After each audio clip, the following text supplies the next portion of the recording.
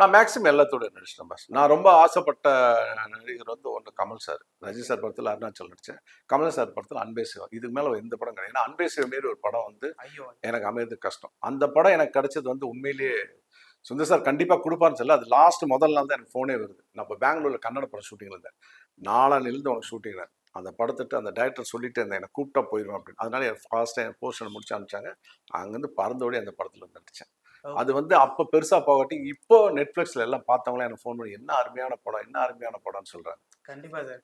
அன்பே சிவம் ஒரு பேசப்பட்ட படம் இல்ல. பேசப்பட்டுட்டு இருக்க படம். ஆமா படம் இப்போ. ஏன்னா அப்போ அதுக்கான வேல்யூ இல்ல. இப்போ அதுக்கான வேல்யூ அதிகமாவே இருக்கு, அதிகமாவே இருக்கு. ரொம்பவே அதிகமா இருக்கு. ஸோ அன்பே சிவம்ன்ற அந்த விஷயத்தை பத்தி நாங்க கொஞ்ச நேரத்துக்கு முன்னாடி கூட பேசிட்டு இருந்தோம். ஸோ அந்த அன்பே சிவம் நீங்க நடிக்க போறேன் சுந்தர் சி சார் படம். ஸோ நீங்க அதோட கதையை கேட்டீங்களா? எதுவுமே இல்லையா? நான் எப்பயுமே கதை கேட்க மாட்டேன். அடுத்த நாள் காலையில போய் இறங்கினேன்.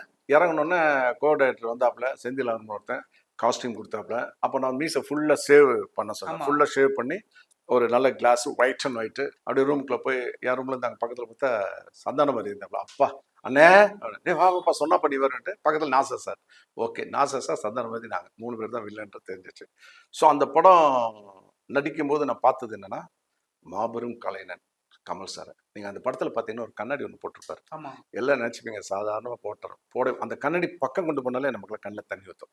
ஸோ அதுக்காக ஒரு லென்ஸ் போட்டு அதுக்கப்புறம் அந்த கண்ணாடி போடுவார்.